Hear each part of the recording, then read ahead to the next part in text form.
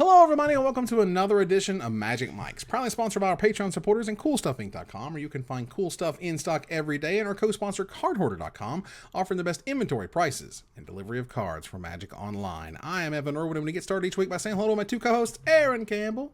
Hey, how's it going? Reuben, not on Firesler. That's right, mono red, but not that kind of mono red. How you doing? Hey, I also had a fire alarm last week. No fires here. Sweet. Yeah, that's true. During the live show, as a matter of fact. But I came back like a true professional. That's true. That's right, and very good to do so. Now, we also get started with our trumpet blast. Now, if you don't know, for people who might be new to the show, we have a Patreon, and for those who pay at least $5 a month, you get access to the Not Safe for Work pre-show. Not very safe for work. That's a thing. This week in particular, it was a range of emotions. We gave you laughter, we gave you tears. We brought it this week. You're really gonna. Those of you who have access to the pre-show, you're in for a treat. Yeah, Patreon.com/MagicMics. Let's kick it off with the first pick and the giveaway. The giveaway is a $50 gift gift to CoolStuffInc.com. You can get a $50 gift gift to buy whatever you want out on the store. ! Raffle will get you in that. We're going to pick the winner around midnight Eastern. It's around 11 o'clock right now. But the first pick for this week has to be the Pro Tour, Guilds of Ravnica. We finally had a Pro Tour. We had a Pro Tour that was standard. Standard is awesome right now. Mm-hmm. Even after the Pro Tour, standard remains awesome. And that's hard to say, honestly. That is very hard to say, but the way you see this format, it is absolutely brilliant. It's brilliant. And that you see that the strongest cards in certain archetypes foil the plans of other archetypes. The way Niv Mizzet on top of the blue-red deck, Tristani on top of the green-white deck. Like there's Doom Whisperer on the Dimir deck. Like there's all these different things in play that you saw at the Pro Tour. Even if the top 8 was very, very White Weenie, Boros heavy, that was not the actual makeup. Those were not the actual best standard decks. The people who were making top 8 were crushing it in limited. Something like 4 members of Channel Fireball went 3-0 in day 1 in their first pod, including LSB, which I think went 6-0, as I recall. Right. I mean, that's insane. Yeah, I tune into Pro Tours for the innovation. It's no secret that I love the Adrian Sullivans, the Conley Woods, who show up with these sort of crazy brews and really, entertain you that way. And, Zach Elsick showed up. He took Lich's Mastery to the Pro Tour, which I never thought I would see. Wow. But he took it, and it got a deck tech, and it got some attention, and there were some other decks as well. Even with the Boros deck, the big innovation there was the Ajani's Pridemate, the idea of, really wanting to lean on the life gain. And so we saw innovation at the highest levels, even in decks that tend to be pretty figured out. We saw some innovation there, and I was really excited and I was very entertained. Oh yeah, and it was super fun. Team Channel Fireball noted that their limited record made up most of their good results because the white aggro strategy was not nearly as dominant as the top 8 and the top 4 would suggest. In fact, there were 2 players that went 10-0 in the constructed portion, 10-0 or 9-0-1, I think, in the constructed portion, both of which missed top 8, and neither of which played white in their decks. There was a mono blue tempo deck and an Is It Phoenix deck. It's the first time the 2 players have gone undefeated in the constructed portions since San Juan in 2010. Wow. Li Shi Chan posted his metagame map for what his team thought, and he said that it's actually 5 decks that have an equal share of the top spot on any given week. Jeskai Control, White Weenie, Black Green, the Is It Drake deck, and Mono Red. They just predicted the metagame wrong. They thought that Control would be much more played and the Green Black would be less played at the Pro Tour. Speaking of Li Shi Tian, did you get a chance to watch his Pro Tour or his Hall of Fame speech? I did not. The Hall of Fame speeches were incredible. Li Shi Tian in particular, he dedicated a lot of his speech to the fact that he is the first Asian Pacific Hall of Famer to be nominated to the Hall of Fame. And he spent a lot of time talking about the challenges that he and other players face, and that it was very respectful. He wasn't shady or anything like that, but he did use his platform for a purpose, and, kind of wanted to say that he hopes there are others that can make it despite those obstacles. And then you have Seth Manfield. And Seth Manfield, it was so funny because Seth Manfield gets on stage and he talks about how he wants to thank his team, and he jokes about the fact that his mental health isn't the best. And then within seconds, he's so overwhelmed, he starts to cry. And I mean that in the most loving, I don't know anybody who didn't watch Seth's speech and not feel something. Chat was full of crying emojis, and, he was just so damn happy to be in the Hall of Fame. And he talked about how he wanted it since he was a kid. And then he talked about how he can't wait to sort of be in the audience when the next kid grows up to be a Hall of Famer and sort of, takes his place or whatever. And so 2 really beautiful speeches for very different reasons. That's awesome. Well, Andrew Elenbogen defeated LSV in the finals. LSV had an amazing run all the way to the finals, which was great. Defeated Dezani in 3-0 fashion, including an interesting play we'll talk about here in a little while.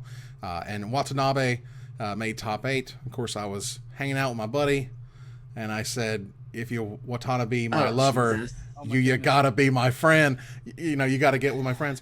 And it was so beautiful. And I just tweeted that out. Just a sentence. Just into the internet. I just tossed it into the information superhighway. Bless your heart. Mm-hmm. Andrew Elenbogen is another product of RIW Hobbies out of Livonia, Michigan, adding to the trophy case that also has Pro Tour champions Patrick Chapin and Mark Herberholtz and Ari Lax, among others. Detroit vying for the top spot of City of Magic, certainly. Well, certainly, like the state of Michigan has like 5 Pro Tour winners or something. And a lot of them are out of that one shop. Yeah, it's actually incredible. That said, we did get started with the Pro Tour the day before, where Luis Salvatto is the player of the year. Right. He defeated Seth Manfield 4-2. Does anyone know what player of the year gets? They certainly weren't talking a lot about it. Like if there was a cash prize, if there was a certain level of pro something or other, they keep for a while. I watched that end to end. I was fascinated by the playoff. I thought it was great. But did they tell you what the player of the year gets? Oh heavens, no, absolutely not. Or means to anybody? Okay, all right. I want to give Wizards a chance that at some point they mentioned it. I don't think they ever did. Anyway, I'm super happy. The trophy is not embarrassing. And it's gotten to the point now where it's become sort of a running gag where anytime a trophy is revealed for any event, people tag you and they're like, Evan, what do you think? Like they want your approval because you tend to be the most passionate about the trophies. Because I care. You do. I've cared for a long time. I didn't stop caring. And then they decided to give us weird like gummy bear trophies. And I'm like, what is happening? This is important, guys. So now we have, it's glass. It's fine. I dig it. If this is our middle ground, I can meet you in the middle of this road. I'm bringing it up here on the screen now, not that one. I just want consistency. Sure. That's what I'm asking. If this was Reuben, I just noticed, you noticed that you're wearing Boros today, which is sort of your colors, and I'm black and green for Golgari. Exactly. Yeah. On brand, y'all. I made a lot more top 8s than you did. And that's why you're a corn dog. And I'm complaining. True. I'm used to being on the bottom. It's fine. Oh, boy. Wow. I'm complaining about trophies. That's on brand.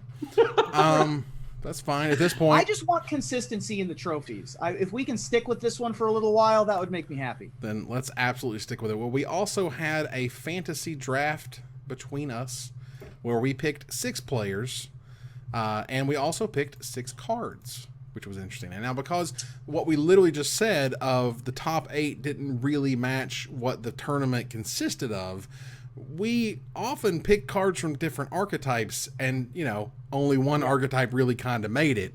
So let's talk about the players first. Now, Reuben, you basically crushed it.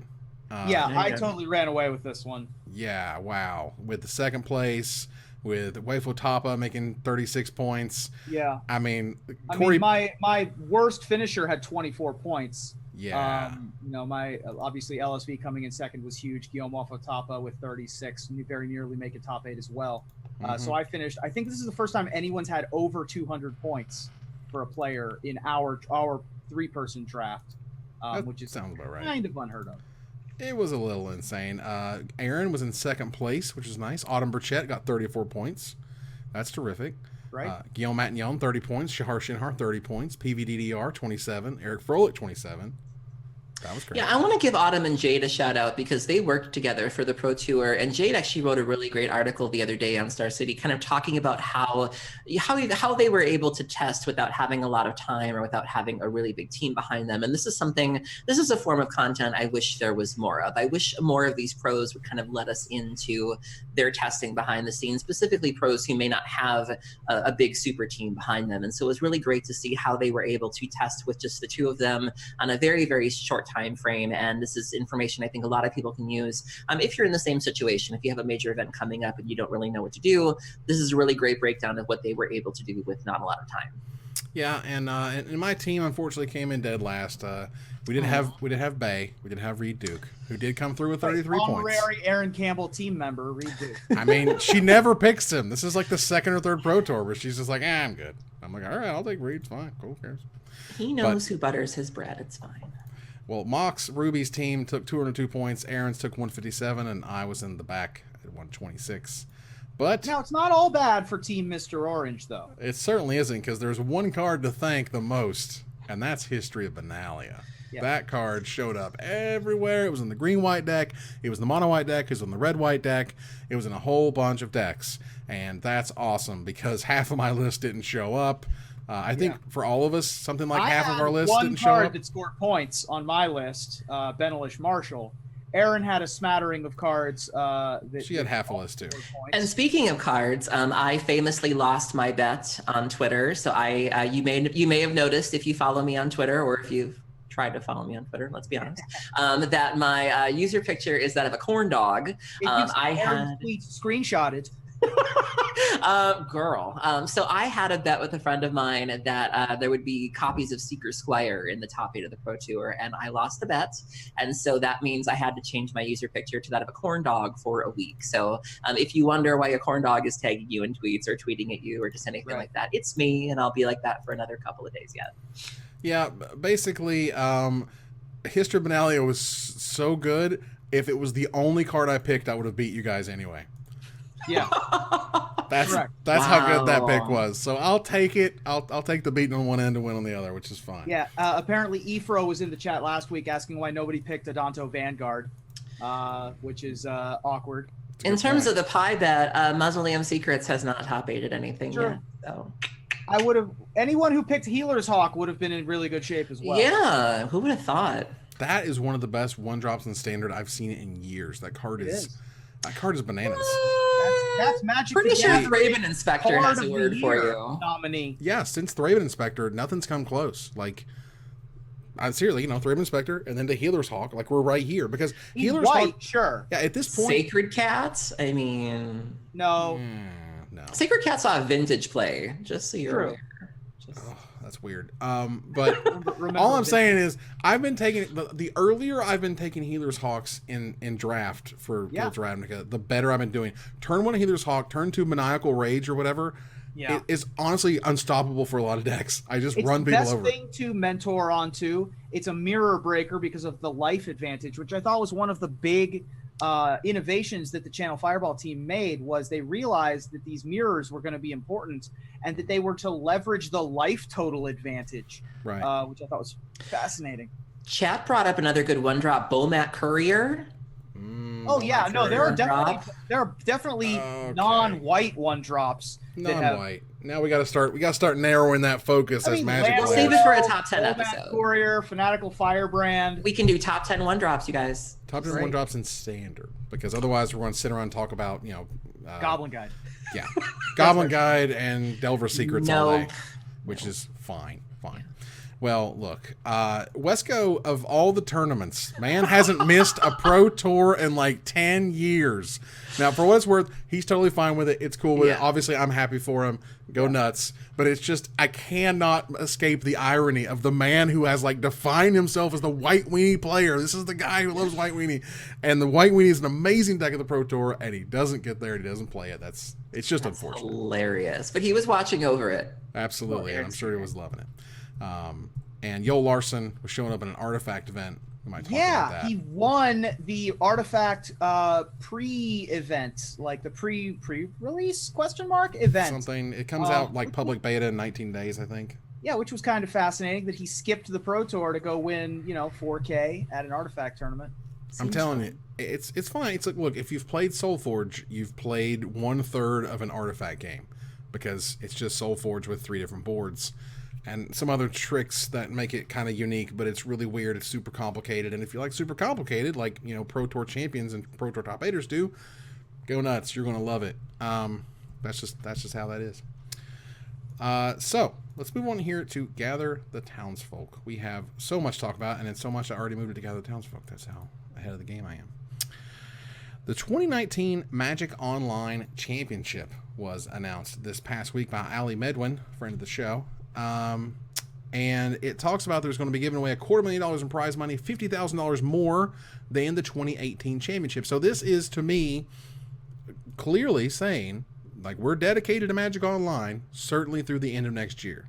And certainly when it comes to formats that are not standard. Right. The really big news coming out of Ali's announcement is that you really can qualify for the Pro Tour with whatever format you want. And she kind of posted these flow charts where you can play Modern, Legacy, Vintage, or Pauper. You can play Pauper Leagues, which lead to these format playoffs, which then lead to the format championships, and the format challenges feed into that as well, which can then feed into the online championship. And so this is really nice. I've seen a lot of buzz about people getting more interested in Pauper. Certainly the addition of the competitive Pauper League is helping with that, but this is also nice as well. You have a lot of pros that, like older formats, Sperling top 8 Eternal Weekend and Vintage, which everyone was surprised to see. A lot of these guys play whatever format is going to get them to qualify, whatever format is in season for the Pro Tour, or the PPTQs or whatever. And so this gives these guys a chance to, Reid Duke famously loves Legacy. And so if these guys can really just play the formats they like instead of what they have to,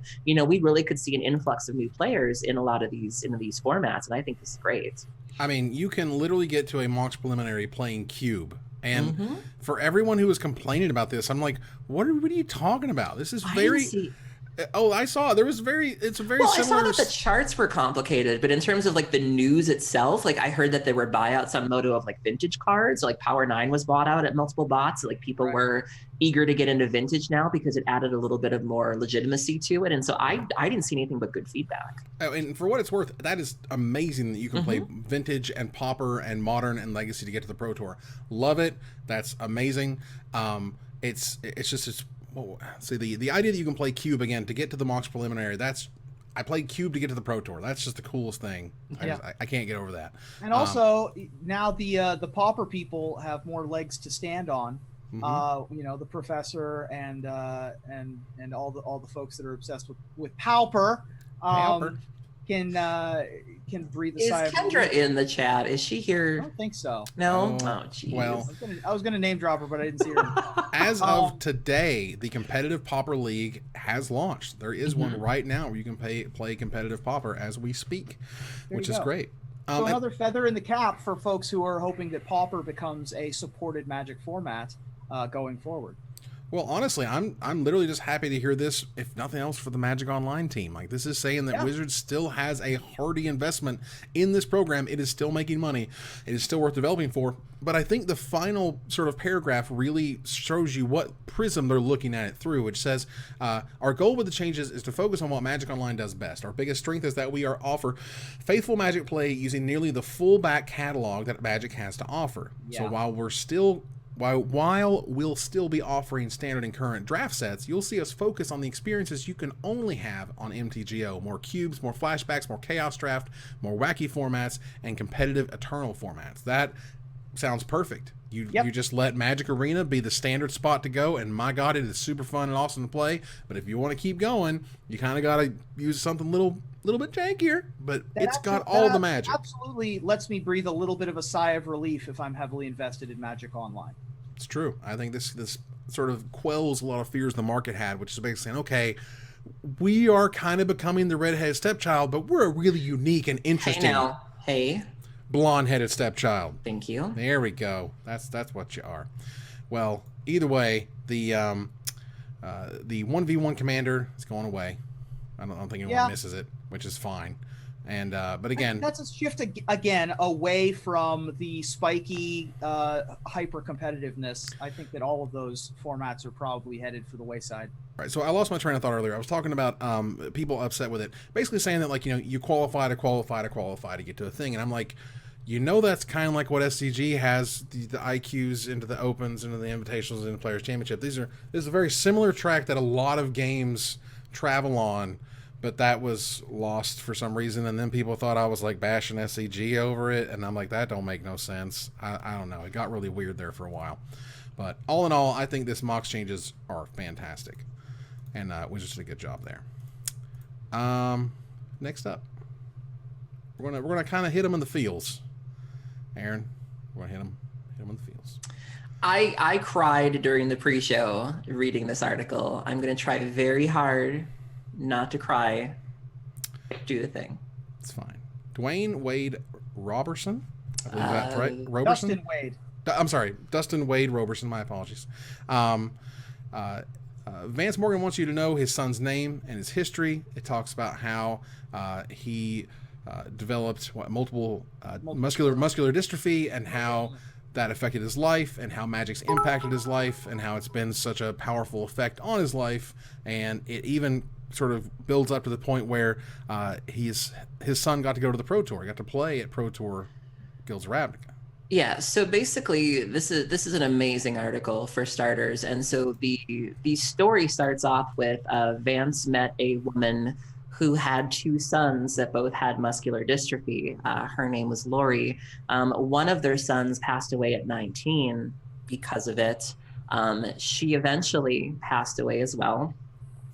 And it's basically just him and Dustin now. And there was a Magic player named Brandon Jones who felt so inspired by Dustin and knowing Dustin that he wrote a letter to Wizards insisting that Dustin be given an opportunity to fulfill his dream of playing on the Pro Tour. And so they sent him an invite, and he was able to play at Pro Tour Guilds of Ravnica. And I am guilty of not necessarily reading the entire article. I read about halfway through. I knew kind of the gist of it. And when we were doing the pre-show, I read the entire article, and I didn't know that there are 42 types of muscular dystrophy, and none of them have treatments or cures. And Dustin is 26. And it's just it's an unfortunate reality of life that some things, life in and of itself is a terminal disease, but when you get something that you can't really escape, that you can't really help, that you can't really stop, and that we haven't been able to figure out how to, that's really frustrating. So it was amazing that Wizards gave him this opportunity, and that was terrific. And what the Magic community can do for for people who aren't going to be around forever, but we can do the best we can while they are here. Yeah. I really liked the final line. First of all, Corbin Hostler wrote this article, and he is a wizard with words, and this one is no different. And it ends with a quote from Vance Morgan, who is Dustin's father. "We want people to know Dustin and people like him. It's just me and Dustin now, and I look to him for emotional guidance, and he's almost always good. As long as he's good, then I'm good, and Magic keeps him good," which I thought was a great way to end the article. That was amazing. So nothing obviously but the best of luck to the family and how that shapes out. Yeah. All right. So moving on here to a person who Aaron knows very well, has some history with. I know in terms of interacting at the Pro Tour, super cool guy, incredibly enthusiastic, has done a ton for Brazilian Magic. However, a bit of an unfortunate announcement this week. Aaron or Reuben, feel free to tell me a little bit about what Willy Edel said this week. Aaron, this is your boy. Oh, Willy. So I've had the pleasure to I've met Willy on several occasions, and Willy indicated that he's going to be stepping down from competitive Magic. He's still going to be doing things behind the scenes and mentoring and things like that, but he's not going to be playing as seriously as he was. And my favorite story, and people have had just nothing but good things to say about Willy, and people have been wishing him well on Twitter and on Reddit. And my favorite Willy Edel memory is I remember when he had petitioned to join Card Hoarder Brazil, when he had first approached Card Hoarder about working with them. And I was in there for that meeting, and we basically asked him, like, why do you want to work with us? And he told us this story about how he had been recruited by a major team, but the team did not want his friends. And to be clear, his friends were silver level pros, so it wasn't like they were dead weight or anything. But they basically said, we don't want your friends. And Willy was like, I said no. Willy was like, I'm not going anywhere without my friends. And so it was very important for Willy that his friends have the same opportunities that he had. And so it was very important for him to make sure that they were all taken care of. And that's always been sort of the spirit of Willy, is that, Willy devotes a certain portion of his energy to himself, obviously, being a Hall of Famer and being competitive. But I don't know many pros who would have been like, I don't know many pros who would have turned down a major team invite because their buddies didn't get into. I know a lot of pros would have been like, well, bye, girl. But he was like, I said no. And I was like, that is something you don't see every day. And that is so classic Willy Edel, of just making sure that his team has what they need, making sure that making sure that Brazilian Magic has what it needs. And Willy's just always been, somebody who's considered other people and has really worked on being a mentor and things like that. And so I was very, sad to hear that he's taking a step back. But I know that he's still going to be behind the scenes, working with he's working with Wizards to like better the pro scene and things like that. And so he's still going to be, making an impact, but just not as a player, as a competitor. Yeah, and he was terrific, and always, again, just a bundle of energy and great to talk to. And you see that type of stuff with it's me and my friends or nothing at that kind of level. And this is where, if you've only hung out in like the PPTQs and the RPTQs of the world, and you're like, wow, these people are awful, and you're like, no, once you get to the top echelon, the bad people are still bad, and they're still over here in those events. The better people often get to the top and are good and straightforward and straight shooters. And if you're shady, the whole pro community is going to know it really fast because it's tight knit. There's only so many of those on the planet, even though this was the largest pro tour ever. Over 500 people showed up. The Twitch numbers I heard were quite good. Wasn't it between like 45 and 55,000 were watching the finals? Peaked over 55. Wow. The most views ever for a pro tour. And I don't know if he watches the show, but I do want to point out in particular, I think Marshall really stepped up his game. I thought he was brilliant. Marshall was spectacular this weekend. Like, I think I could tell personally, I think like if he did a lot of work, I could see it, because I think he was on the whole time. He never had sort of a weird drop bad moment. There wasn't a lot of really awkward interactions. I think he's really smoothed over all of those rough edges over the years. I mean, I thought he was just A+ this weekend. Absolutely, it was great. 100% agree. Yeah.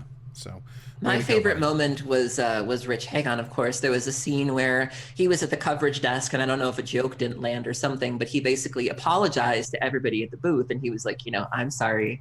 And he looks at the camera and he goes, and that's how you do an apology. And I was like, no! And I was like, Rich is coming for all you kids. It was great. There's a strong shade front moving in over the left side of the Can't see the sun no more with all that shade. Now can you? Rich shade gone, yeah. Oh my gosh. Well, let me tell you, it's time to talk a little bit about some of the negative aspects of Pro Tour Guilds Ravnica. There were many. Wizards got some stuff right, but man, they got some stuff wrong. Let's start with what I felt was the most infuriating part of the show, which was the fact that Wizards has now decided that they used to give away promotionally shirts and water bottles for making the Pro Tour. This was essentially sort of part of your swag. It was something you could take home. It was something that people would collect. And it was also something that I think legitimately, to be clear and to be honest, not all pros gave a crap about. Not all pros cared about getting water bottles and shirts and stuff, and that's totally fine, and I totally get that. However, if this is your first pro tour, and you show up and you get a water bottle and you get a shirt, you're going to wear that thing to death. You're going to use that water bottle until you just can't use it anymore. You accidentally put it somewhere and it melts. Like, you're going to love that thing, because that shows what years of work and practice and, good breaks and strong draws and whatever, using every tool in the toolbox to get to the highest level. And then they're like, no, dog, you got to buy it now. And then it evolved into different community members offering to buy shirts for first-time Pro Tour competitors. That's it. I'm embarrassed. I'm honest to God embarrassed that Wizards would let it get that bad, that they would let that happen, let that come out there, let that stay out there, all the way through the event, never once even talking about it, admitting that it was wrong. They could have changed it at any point in time. Wizards has the power at least to say, at least the first timers get it, okay? If this is your first time at the Pro Tour, raise your hand, go over to the merch station, and get a t-shirt and a water bottle, because you deserve it and you've earned it, and whatever BS cost that is, I assure you're getting them back 20 times in whatever you're investing in those shirts and water bottles. And it's awful. It's bad, and it makes me feel bad. I was particularly confused by this because, going back to Card Hoarder, when I was working for them and I was doing coverage and I was at Pro Tour Ixalan, even press got free water bottles. Like, there weren't very many of us, but when it was me and the face-to-face guys and Sam Tang, we got free stuff where it was like, I don't understand. And, to see people like Patrick Sullivan and the professor and myself, who were saying, if you know anybody, let us know and we're happy to do something. It was just so wild. And to see other people, the tokens as well are also not being offered anymore. You saw Inkland Customs, who's designed a lot of tokens for myself and Emma and the Vendelian Click and things like that. She even came forward and was like, if there are any people who do not have tokens, I will make you some and give you a limited supply as well. And so it was a great moment for the community to sort of come out there, but it shouldn't have had to have. It was a great moment that didn't have to be. You know what I mean? Right. And I understand these things take money, they take time, but you're also getting something out of them. And even today, people were talking about the old school Pro Tour tokens of Pro Tour players they would put in packs. You used to be able to find Brian Kibler in your pack of boosters, Magic. That's incredible. You can see Osip Lebedowicz be like funny and silly and crazy. Like that to me, I enjoyed it. Kai Buday's strong and stiff. And I was like, that was the guy, that was his personality, and they played up to that. And I loved that. And people at my store loved that. And I heard people at events talk about their favorite players and how they couldn't wait to meet so-and-so because they've been collecting their tokens since forever. And each year they would come out with new ones. And Wizards at some point was just like, well, you know what? We have to focus on getting new players in the game. And we can't, somehow these two things can't both be true, that we can't both get new players and keep star building our biggest talent. And they just let it go. And you can just see how they've been treated more and more poorly over the years. Back in the day, way back, the first Pro Tour I went to, they had catered food. They had soda there all day long. They had a party and stuff for the Pro Tour competitors. Back in Honolulu, they were giving people like trunks and sunglasses and whatever. Again, along with a big party that everybody got to show up to and eat really awesome food and draft for free, like whatever. Nowadays, you have to pay for your own hotel. They'll fly you in until who knows when they take that away too. Ooh. And God knows how much they're going to lean into Arena and leave the paper Pro Tour, out to dry.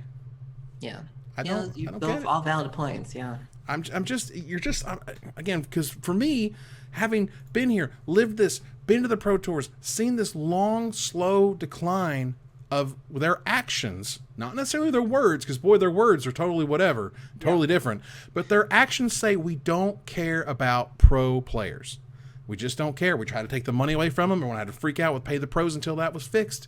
And then they still like, well, we fixed it that one year, but next year, good luck. And now they got these weird systems that nobody can even understand. And you rely on third parties to even tell you what points you have and where they matter and when they're going to exist and not exist anymore, because Wizards doesn't provide those tools to the pros themselves. And they make it more and more difficult to understand and more difficult to be a part of. And honestly, this weekend was was an aberration. You don't get 55,000 people watching Magic the Gathering, but now you do. The format's amazing. Everyone's excited about it, but somehow we keep moving further and further away from pro players and pro paper Magic. Yeah, you definitely have to wonder kind of where the money's going or who's making the decisions. You see them paying, magicians on YouTube to do hand tricks and YouTubers to make videos on their cell phones. And, there's money there that's being put towards these resources, but it's certainly not being put to moderation. Twitch was still garbage this weekend. I had to pick up a sword at one point because people wouldn't stop talking about Andrew and the fact that he, rocks back and forth when he plays. We had to moderate that. It's obviously not going to the swag because we heard the stories about people not being able to get swag. So you clearly have money, you clearly have funds to put somewhere, but where you're choosing to put it is very interesting to me. And it's like, okay, who's making I'm very curious as to who's making these decisions and how they're coming to these decisions, because I don't buy, for a while there we used to think, well, maybe it's not selling, maybe it is financial, but you're putting money in places, you're just putting them in very strange places.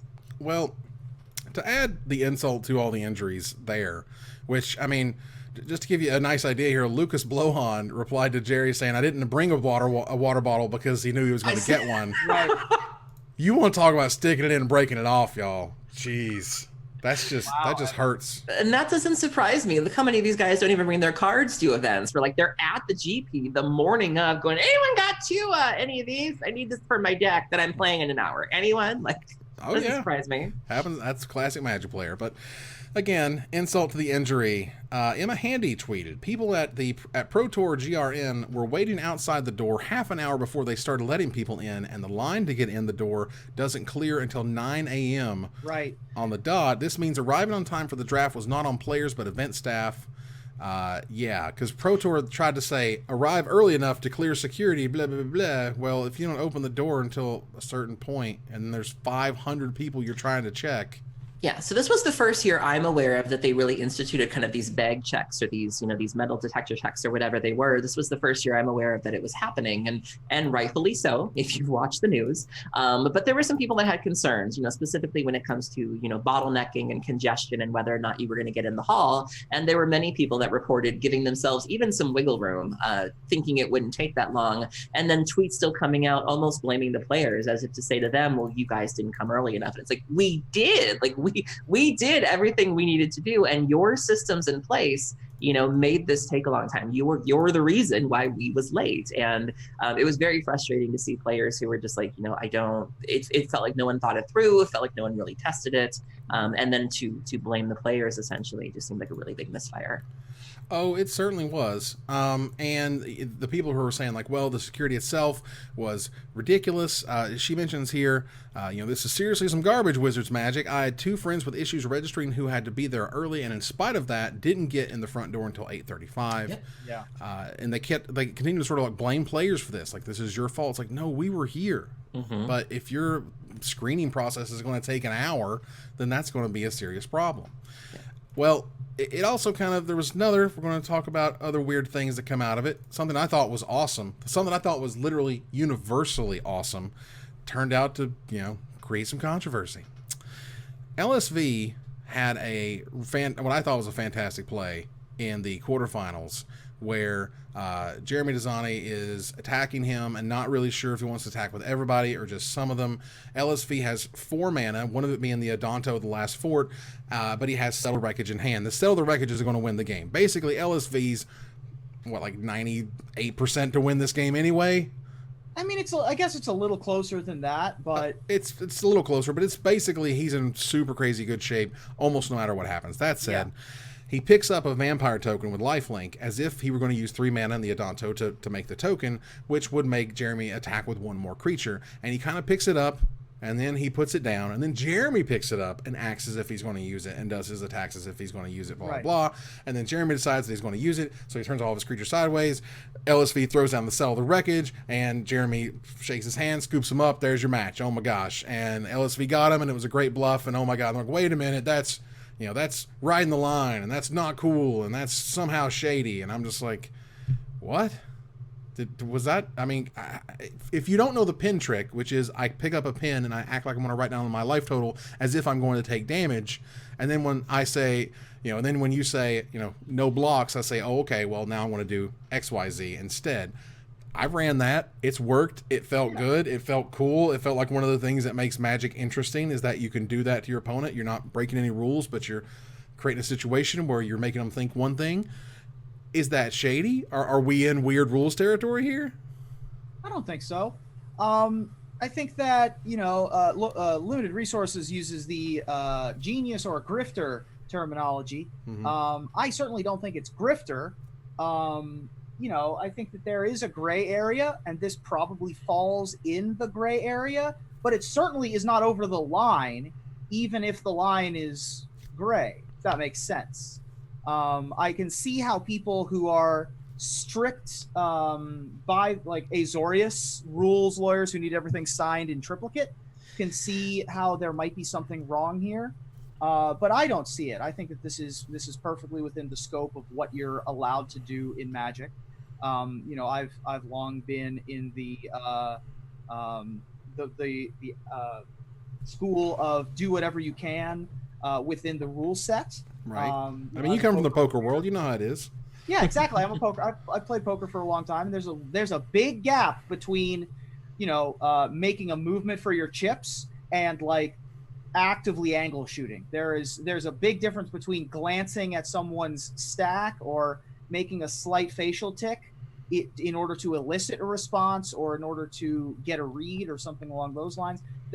Those aren't cheating, and this is just another way to gain an advantage. In this particular case, it felt like, I felt like LSV was so far ahead. I mean, it was 7-7. The life totals were pretty close, but I still felt like LSV had a pretty strong hold of what was going on. He did need to get that Aurelia out of the way, so I guess he needed to bait the Aurelia into attacking. In this particular case, I didn't see where the controversy was. I'm firmly in the camp of this is totally within the bounds. I mean, Aaron, someone, you know, you're attacking them, and they hold the token, and then they put the token down. They do something totally different. Do you feel like you got cheated on that one? You feel like something shady happened? Well, I mean, I tend to play decks where I'm going to kill you in one swipe. Sure. It's not like you're going to hold back against to settle the wreckage anyway. No, although it is fun to sort of walk into. I kind of want to talk about the next topic because that's where I'm going to kind of chime in now. Sure. Well, just to kind of put a bow on this is not the first time we've spoken to stuff like this. Back in 2009, as I shake my cane, I was literally standing next to Patrick Chapin as he plays Profane Command, which can give up to X creatures fear, which, for those who don't know, it means they're going to be blocked by artifact or black creatures. And he says, I'm going to Profane Command all legal targets. And one of his creatures was a Chameleon Colossus, which has protection from black. The opponent, thinking that it was being, you know, hit with Profane Command and he didn't have any artifact or black creatures, thought he couldn't block anything, and he lost. And there was a question of, was that shady? Did he do something wrong? Should he have tapped and pointed to each card? So on and so forth. That's another one of those scenarios of, I think it's a good play and that he worked within the rules as far as he could, but he didn't touch the card. He never said all these get, you know, he just said legal targets. If the person would have counted X, they would have counted the amount of creatures that he had to target. All those things would have been true. So discuss it amongst yourselves, but this has always been a weird sort of moral question in terms of Magic play. I think it's great though. Yeah. Well, unfortunately, Aaron, you can tell us a little bit about our friend Jeff Hoogland.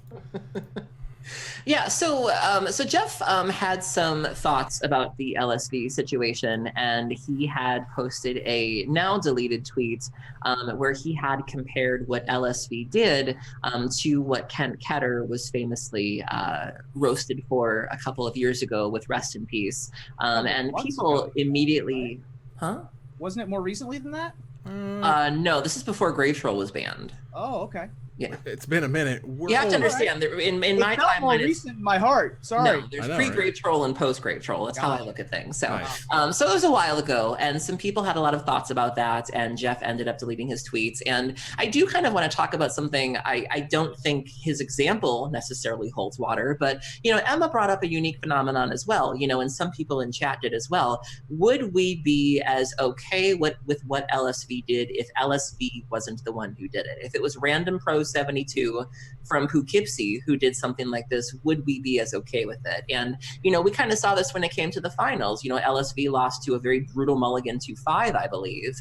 And there were people immediately going, the mulligan rule needs to go. The mulligan rule is terrible. And Emma's like, you know, it's funny how we only talk about this when it's people we like who get burned by these rules. And would we be pushing for a new mulligan rule had LSV been the ones who have won and Andrew had the mulligan 2-5? And so I don't necessarily agree with Jeff, but I do think there's an interesting phenomenon of, you know, are we more likely to be okay with things if people we like do them or people who are popular do them? Would we be defending it as much as if it was the average pro at the Pro Tour? I want to know, for those who don't know, Kent Ketter had a Rest in Peace plate against him, and what he did was he took the cards in his graveyard and he moved them, essentially, quote unquote, you know, removed from the game, exiled, and then he put them back because his explanation was, well, I want my opponent to have to say the trigger happens in order to get his graveyard out of the, or cards out of his graveyard. To which I say, that's stupid. So the best thing that you got is either you're shady or you're stupid. So if those are like where your options are, I think you're doing something wrong. I don't think what LSV was shady. I don't think what he did could be described as stupid. So I think that's fine. I understand what Jeff was trying to say, and I think a lot of other people were too, but some obviously used it as a thread to try to burn him down as quickly as possible. Honestly, it led to the point where he tweeted that he's going to take a little bit of a break. He said, reading the responses to my post saying we should play Magic by the rules made me realize competitive paper Magic just isn't for me anymore. He has a plane ticket for SCG Con, but so he'll be playing in that, but he's going to pass on GP Milwaukee this weekend, which is a standard event. And one of the other things he notes is that if you're on camera and you call a judge, it is very likely that you're going to be a bad guy in that situation. Oh, even when you're not on camera, I talked a little bit about how when I was at Eternal Weekend, I had a judge call on me because a couple of my sleeves were not the same or as bold as the other sleeves. And I immediately thought of sort of the optics of it. Like I just kind of surrendered to the process where I was like, give me a loss, give me a warning. I'm not fighting anything. Like, yes, like, cause I know how optics work. And so I completely surrendered myself to the process and had the judge decided that I needed something more severe, I would have completely taken it. But he's not wrong. He's not wrong in that judge calls still do have that stigma, whether or not you're on camera or not. I even gave an example a while back when I was at regionals. I had a young man I was playing who had a card in his main deck that to me is very much a sideboard card. Right. And I had called the judge to verify that was in fact true and that, maybe he didn't do sideboard. And even when you're not on camera, it's still a very nerve-wracking experience of, oh God, everyone's watching, sure. What is Reddit going to think? There's still that stigma there that, you have, doing the right thing versus sort of being some sort of a villain. People often take it as like an offense. You know what I mean? Mm-hmm. Like we were in a trust situation here. Like I wasn't going to cheat you. You're going to cheat me. Like why are you doing this to me? I had, I've even had judge calls where it's me. Like I just need a clarification on something, and even now I'll still sit down and be like, it wasn't you. Like just because I know that they're thinking that, and a lot of times it's just me. I need to know how something works. I need to know what a card does, and so I'm even kind of programmed to when I sit down, I will just kind of say. It wasn't you because they automatically assume that it's them, like you said. Let me give you, all right, so here's a question. I like this one. This was a question that came up in regards to the LSV play and the old play from Chapin or whatever. It was, your opponent has 2 polluted deltas, okay? Mm-hmm. And a Dark Confidant out on the field for whatever reason. And you have a Pithy Needle in your hand. And you call a judge over and you say, can I name Dark Confidant with this? Now, obviously, your opponent's going to figure out what you're asking about, and then you play Pithy Needle and he says resolved and you go, okay, polluted delta, and then they're screwed and you just completely boned them out of using their polluted deltas. Is that too far? Is that good play? Well, okay, so wait a minute. So you asked the judge that in front of the person? Yes. You make it a point that the person in front of you... Why would you do that? You step away from the table. You know exactly why you would do that, to make them think that you're going to name Dark Confidant like an idiot, and instead you go polluted delta because they let it resolve. I don't have time for that, no. All that nonsense. Y'all just go on with yourself. No. What's wrong with y'all? Look, that one's a fun one. I like that one. That's like when I get people, like when I'm streaming and they're like, aren't you worried about ghosters? I was like, what hand? Like, look at the decks that I play. Like, everything's out on the table. Like, I have nothing to hide. Like, nice. Well, be careful because there's nothing Wizards likes more than announcing announcements. And our announcement for our announcement came on November 9th about an announcement on December 6th, which is the day before Ultimate Masters comes out, by the way. And they say you should pay special attention to this one. And note, earlier this year, the CEO of Hasbro was on CNBC saying we have a serious, tournament, organized play stuff to announce later this year. They're going to get somehow into esports or whatever. Like this to me is they've shown you that they are supporting Magic Online. Right? They're adding money to that pool. They're paying out more. They're giving you new ways to get to the Pro Tour through Magic Online. They're really playing up to Magic Online's strengths. That's good. That's smart. Keep that up. However, if they're going to play into the strengths of Arena and play into it being part of, what Standard is all about, and Pro Tour is always Standard, I'm telling you, don't be surprised when the Pro Tour is Magic Arena. There's no cheating. There's no weirdness going on, and even if it's just in the feature matches, like that is where I expect them to begin. There's no awkward cameras lingering on judge calls where you're like, why am I watching this? Right. That will never ever happen. You'll get super cool animations that are super fun to watch, as we all know, because that's why Twitch numbers are super high these days for Magic, and that's great. So December 6th at the Game Awards. What are those? It's okay. No one else knows either. I'm Googling them right now. All you need to know is that it's an award show that every year announces like a trending gamer of the year, and one of them was Boogie. Oh, good. I'm sure. Well, first of all, Ninja's going to win this year, right? Is that Ninja's going to win Content Creator of the Year, whatever that means, and whatever facet. Like, their Game of the Year is all a bunch of single-player stuff, and it's like, seriously? Your Game of the Year doesn't include Fortnite? Like, I don't even like it, but, like, for real? Oh, wow, that is a lot. That's just bad. That's just weird and bad. Fortnite is nominated for Best Ongoing Game, whatever that means. Oh, Whatever that means. Well, look out. December 6th at the Game Awards for what Wizards may or may not be doing. Okay. So, great. Thanks. We'll see. See what it means. It's going to be big. Whatever it is, it's going to be big. All right. So, Tolarian Community College came out with the video. I think if it was not last Wednesday, I believe it was directly that Thursday morning thereafter, where he says Wizards of the Coast sabotaged Ultimate Masters. And that's a strong word. It is a very strong word. And the way that I would put it is that things are being sold for a price that he doesn't like. It's kind of where it's at. And to me, that also brings up this is literally one of the classic Magic the Gathering tweets. You're going to be talking about this tweet in 5 years. You're going to be talking about this tweet in 10 years. This tweet's never going to go away. First of all, because Patrick Sullivan is an actual master of communicating. And secondly, because it has never been put as succinctly, as funny, and as poignant as this. Quote, "This piece of cardboard with rules text in a game I play with my friends shouldn't cost $600. That's obscene. It should cost around $400. Yeah. It doesn't matter. It's so weird. He's like, well, the original Masters cost this much and then went to this, and the other Masters were $10 a pack and you were getting some crap out of them, and now they're even more expensive, but they have this, and we have, Stirring Wildwood as a foil masterpiece or whatever, and that's a problem. And it's like, and one of the I think the takeaways was that this Masters product wasn't going to sell because it was just too expensive. They're just charging too high a price. It's selling. Let me tell you, it is selling. This thing is selling already on eBay. I think it's Sports and More said something like they've already sold 4,000 boxes. Like, Jesus. That is some serious stuff. This is a set that is hot. We haven't even seen the rest of it. Just wait. Just wait till Goblin Lore shows up, and Lava Spike, and Metamorphose, and every other stupid $10 uncommon that you have in Modern, because who cares? If this is their last Masters, they're going to go all out. You're going to pay all this pay $14 a booster pack. There better be some $10 uncommons in that thing, and there will be. And when we see the rest of it, it's kind of brilliant, honestly, the way that they did this. Like, they showed you 40 cards, fire hose. This set is amazing. Everyone gets a lottery ticket, and then silence. And then we're going to show you the rest of it like 2 weeks before it shows up, right in the middle of Black Friday, when everyone's ready to spend money and ready to pre-order the rest of it. That is very, very exciting. And now, that's really cool. Theoretically getting a preview card for this, right? Yes. Cool.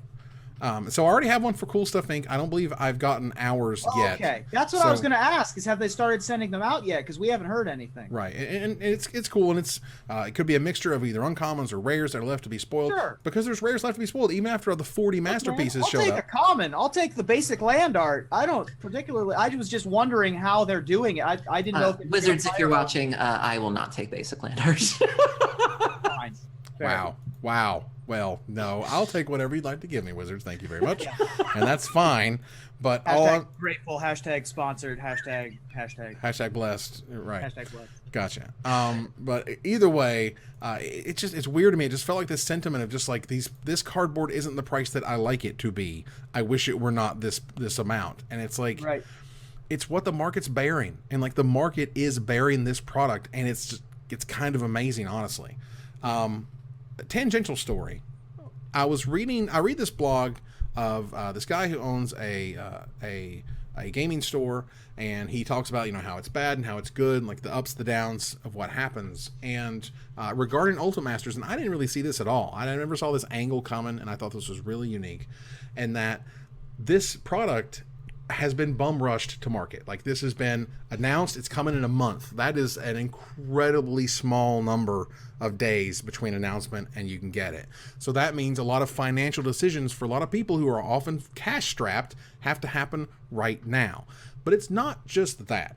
It's that at the end of the year, well, your financial year is probably up. I think you can actually choose when you want your financial year to end, but once you choose it, you're locked in. But either way, if you have this inventory, you have to pay taxes on that inventory. So what he was saying was like, I want to buy 24 days worth of Ultimate Masters. That's exactly what he wants. If he can buy 24 days worth, he is set, because he doesn't want a single one of these very expensive boxes hanging out in his store that he has to pay taxes on at the end of the year. So these friendly local game stores may not have bought in as much because they're afraid to get stuck with it because of what it does to them financially. And that was a whole angle I just never even saw. Yeah, really interesting timing with the end of the year, tax related kind of things like that. I would never thought of that. Nice. I have enough time to read blogs, humble brag there. Wow. Well, I try nice. to pay attention to the industry, buddy. That's what I do.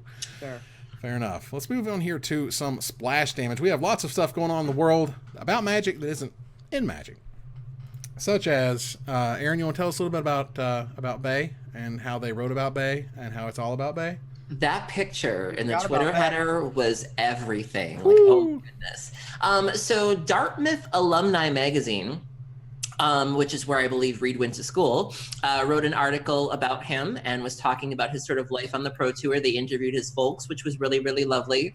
And this was just a really great article kind of talking about how, you know, Reid is kind of doing Dartmouth proud, how he kind of comes from these humble beginnings in Sugarloaf, New York. It wasn't anything, those of us in the Magic community probably knew all of these things already, but it was just another great article, another reason to read about Reid, another reason to see Reid. And it was just great. It just kind of encompassed everything we love about him. Yeah, it was super cool. Great to see. Just one of those, you know, it's all positive. It's 100% go Reid. Absolutely. He also was doing coverage this weekend, I believe, and just people having nothing but good things to say about it, and just kind of good at everything he does, you know. Yeah, I do have a small quibble with the subtitle of Reid Duke, class of 2011, earns big money. Now listen, if you're making a career solely based on Magic, he's probably doing better than most. I actually learned, you know, now that I think about it, there were a couple of things I didn't know about him. If I remember correctly, he went to school for finance, if I remember. It was in here. Yeah, I could have sworn it mentioned what his major was or something, and it was something I didn't. I think he was an economics major. But I remember being really surprised, which I found really fascinating. Yeah. Well, there you go. All I'm saying is, it's not every day you get your school to write about you, and that's really awesome. Dartmouth. And again, if anyone's going to be making the big bucks, honestly, it's someone in the Peach Garden Oath. You know what I'm saying? True. Here we go. He was on the rowing team as well. Nice. Get those guns to the show. Get the guns. That's right. Moving on here. Joseph Gordon-Levitt geeked out about Magic, and it was delightful. He got to show up on Geek and Sundry. I watched about maybe a third of it or half of it, and it's just this one, like, you know, sit down, talk about Magic, talk about what you love about Magic, what you remember about Magic. These card boxes he pulls out of his backpack that clearly he hasn't opened in, you know, 10, 15 plus years. And this binders where he still has MOCSs in them, because he traded for MOCSs, but he traded away his MOCS Pearl, and he needs to get that back or whatever. Did you see, I think it was Trick who talked about it, that this wasn't the plan, that he was supposed to come on. They had something entirely different in mind for him. And Joseph was the one that was like, hey, I want to do this. And they were just like, do it. So the plan, this was not the original way the show was supposed to go. And he had come in and he had wanted to talk about these cards, and they just sort of let him, you know, kind of run wild. And I know the vintage folks over at the Mana Train were really excited about this, because he talked about his MOCSs, his Moxen, and a lot of other cards that, you know, most people, you know, wouldn't know about or wouldn't have the pleasure of owning. And so we felt very kind of catered to, where it's like, oh, he's one of us. He loves his old school cards. And that was really good to see. It was really great. Fun video. If you haven't gotten a chance to go watch it, it is a ton of fun. Erica Ishii, who has been doing a lot of Magic stuff, particularly with Geek and Sundry recently, and is relatively new to Magic, but very passionate about it as well, and is a delightful human being. They get to play some old school Magic with like an ATOG deck against like a Tim deck, which was a ton of fun, and definitely go check it out for sure.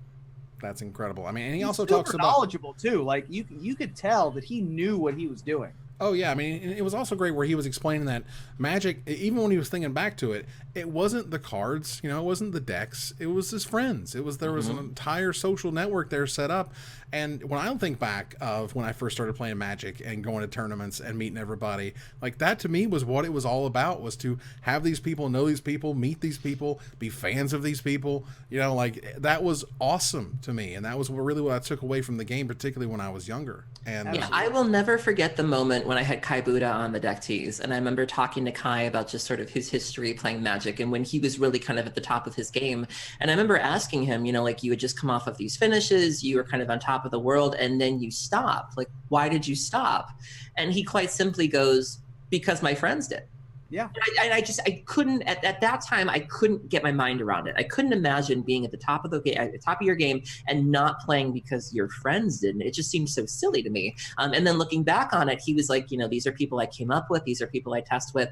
I was alone. And another thing, kind of like that Willy moment, that's something that I think most players wouldn't have really given a second thought to. Like, I'm Conley Woods, I'm Kai Buddha, I'm king of the world.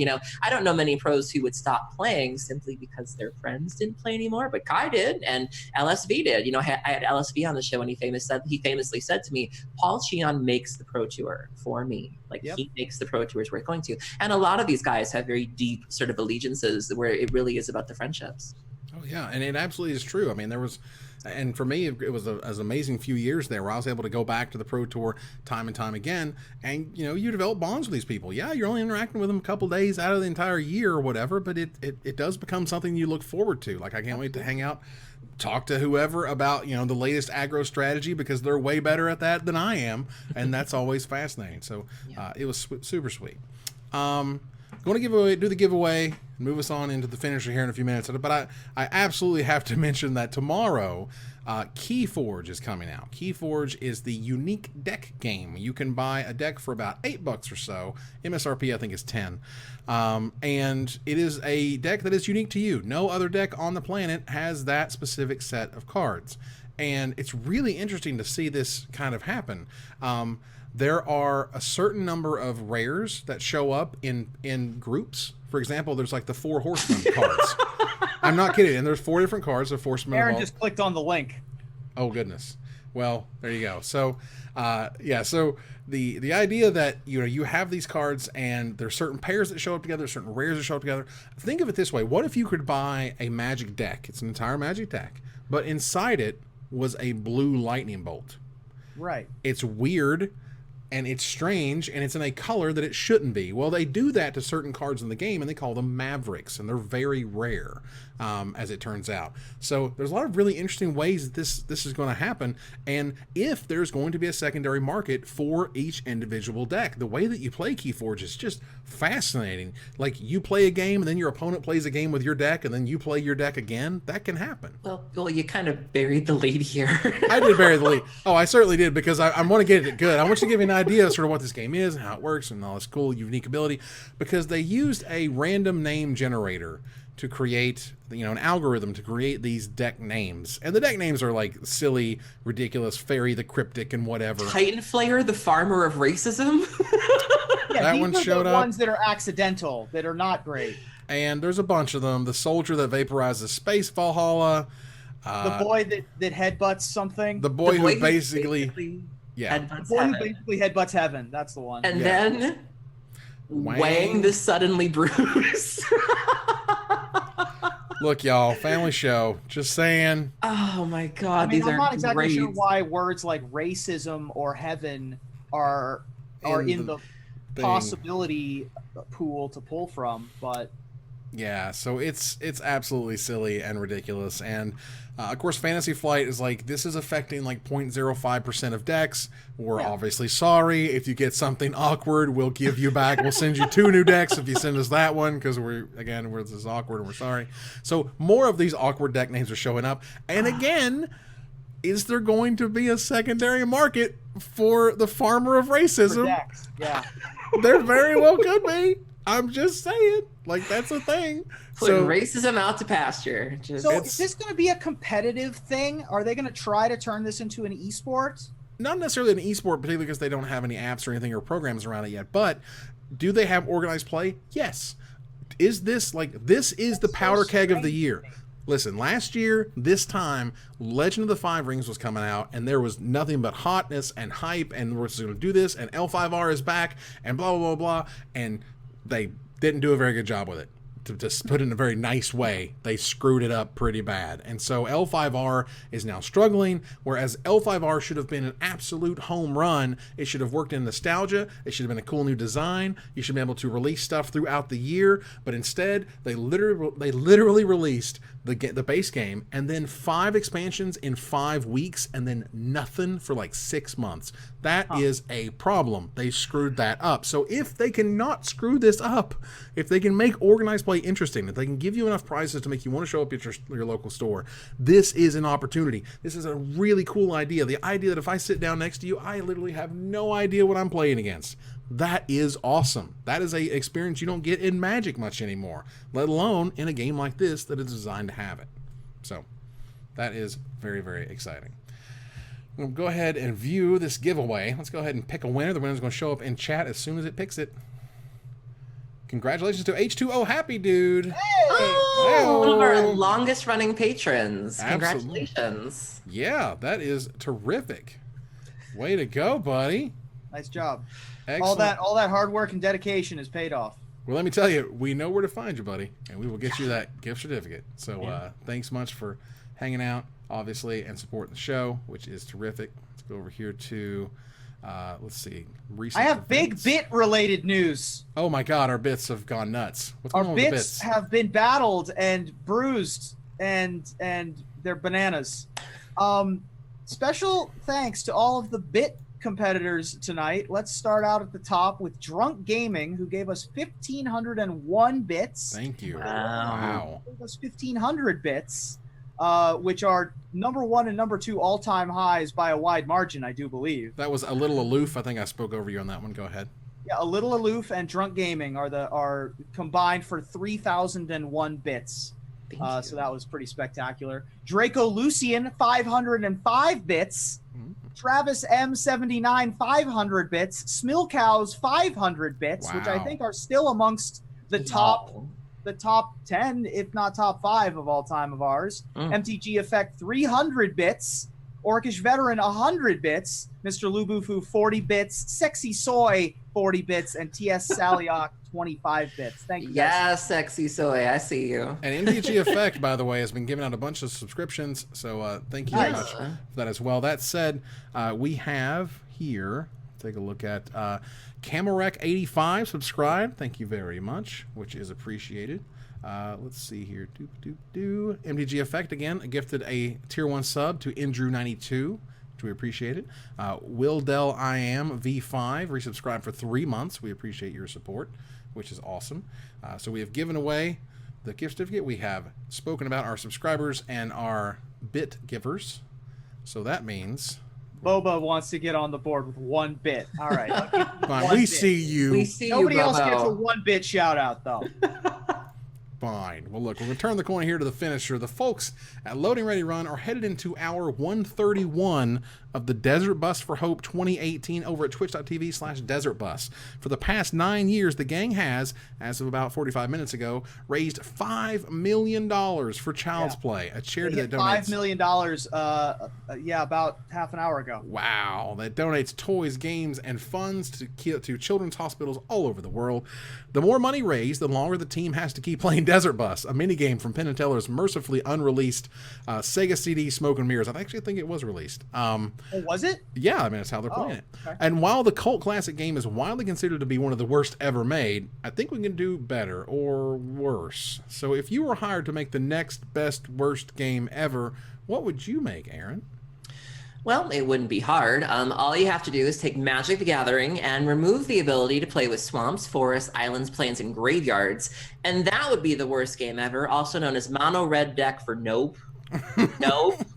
Just red card. Nope, I sure won't. Nope. Sounds just like heaven. Heaven. That mountain staying in the closet. Staying there. Wow. Reuben? I agree that it wouldn't be hard. All you'd have to do is take another common contestant for the worst game of all time, Atari's E.T. the Extraterrestrial game, and reskin it with one of the worst movies that's ever been made, Magic Mike's, the video game. Now listen, Wow. Magic Mike's has a 70% approval rating on Rotten Tomatoes. Critically acclaimed Magic Mike's, I'll have you know. Critically acclaimed. Well, Yeah. I too... Okay, critic is a word. Critiqued is a thing. I too agree. It wouldn't be too tough. All you have to do is take the manga Goblin Slayer Volume 1, hire noted awful director Uwe Boll to direct the movie based on the comic, hand the video game adaptation off to EA, and of course top it all off by hiring the best worst actor of all time to play the Goblin Slayer himself, Tommy Wiseau. Oh, Jesus. I'm still haunted by that clip. Like, oh. So good. So good. Well, look, that ends another live episode of Magic Mike's. Thank you for joining us here to discuss all the MTG. Thank you, Aaron. Thank you for having me. I made it through a whole show. No fire alarms. No fires this time. Thank you, Reuben. Thank you. I am headed to India in the morning. So the next several episodes of this program are going to be an adventure in internet. Well, Wow. next Wednesday is the day before Thanksgiving. I will not, unfortunately, be in Florida next Wednesday. So we will have a top 10 Is next it that week. time already? Like, Trust where did this month go? Today I went like, oh my God, are you serious? Thanksgiving's next week? Right. I just did not see it coming. Jesus. And here we are. So do we not have an episode next week? We'll have a top 10 next week. But we unfortunately won't have a live episode because I won't be here So to no record it. live episode on the 21st. Right, but we'll be back on the 28th with our normal, regular time. Now, when do you actually get back in the U.S. again? That's a good question. You don't know when you get back into the... He doesn't even know where he's living on a daily basis. Like, what? I barely know where I am right now. I just thought he was just going to rattle that off, and turns out we've created a whole new mystery here, folks. I get back to the United States on Friday the 30th. Okay, so that 28th is still going to be an adventure It's going to be great. to try to film at whenever time o'clock you're at. Smoking a hot potato curry. It's going to be like that Alanis Morissette song of Thank You, India. Right. Thank you, taters. So we'll see how that goes. And then we'll do top 10 taters. Top 10 something else next week. Absolutely. Tateration. Have a great Thanksgiving, everybody. Thank you so much for everything. We're thankful for you all for showing up each and every week. And we're very pleased. We certainly thank you so much after a couple weeks ago when everything went completely haywire and you're still here hanging out. And from last week when a fire was happening outside of my house and inside of Aaron's house. So much burning. So much burning. Well, look, I want to thank our sponsor, CoolStuffInc.com, our co-sponsor, CardHoarder.com, my co-hosts, Aaron Campbell and Reuben Bressler, you guys for watching or listening, and hope you support us at patreon.com/magicmics. Please follow, like, tweet, favorite, share, subscribe to everything social that tells people we exist. Catch us online on our Discord, twitch.tv at Magic Mics, on Twitter at Magic Mics Cast, our Magic Mics subreddit, and like the Magic Mics page on Facebook. Talk to us privately at magicmicspodcast@gmail.com. Follow the audio-only podcast at magicmicspodcast.libsyn.com, or find us on iTunes, or join us here next week. Not next week, week after that. Same time, same place for another episode of Magic Mics. Good night, everybody.